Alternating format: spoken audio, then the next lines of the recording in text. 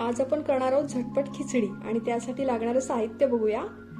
तर इथे 1 वाटी तांदूळ आहे माझ्याकडे, इथे मुगाची डाळ आहे, ही मुगाची डाळ आहे पण ही सालवाली आहे, कांदा, टोमॅटो, कोथिंबीर आणि आलं लसूण असं ठेचून घेतलंय, कसुरी मेथी थोडीशी, हिरव्या मिरच्या, कढीपत्त्याची पानं, जिरं, राई, लाल मसाला, थोडंसं हिंग, धणे पावडर, हळद, गरम मसाला आणि चवीनुसार मीठ घेतले।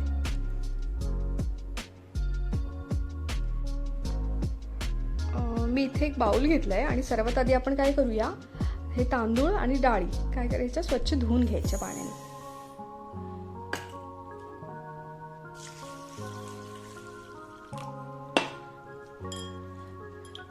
तांदूळ आणि असेच डाळी सुद्धा आपण स्वच्छ पाण्याने धुवून घ्यायचे। आता पॅन मध्ये मी साजूक तूप घालते, तुम्ही तेल सुद्धा घालू शकता, पण मला साजूक तुपामध्ये केलेली खिचडी फार आवडते म्हणून मी साजूक तुपाचा वापर करते।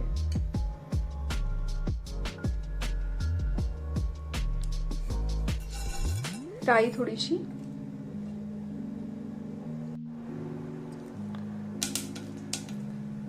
थोडंसं जिरं टाकूया, मिरच्या टाकून घेऊया, कढीपत्त्याची पानं,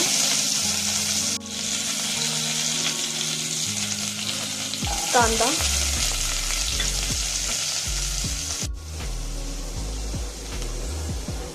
आलं लसूण टाकून घेऊया आणि छान असं मिक्स करून घेऊया। कांदा थोडा मऊ झाला की आपण हे टोमॅटो त्याच्यामध्ये घालून घेऊया आणि एकदम हलवून घेतो थोडंसं। आता आपण हे सुके मसाले टाकून घेऊया त्याच्यामध्ये, सर्व मसाले जे मगाशी दाखवले होते ते टाकून घेतले, मिक्स करूया थोडंसं।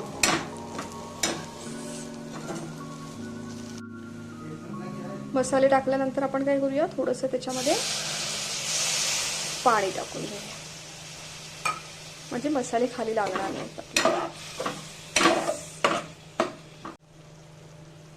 आता आपण ह्या मसाल्यामध्ये हे धुवून घेतलेले जे तांदूळ आणि डाळी आहेत त्या घालून घेऊया।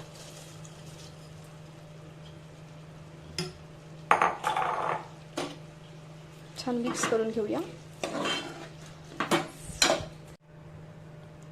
आता आपण ह्याच्यामध्ये पाणी घालून घेऊया।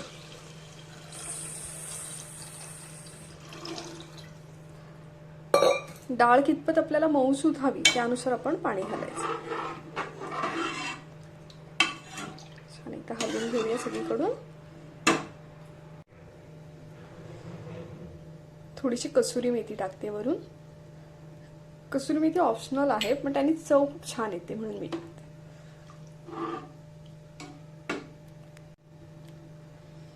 आता झाकण घेऊया आणि खिचडी आपली छान शिजू देऊया।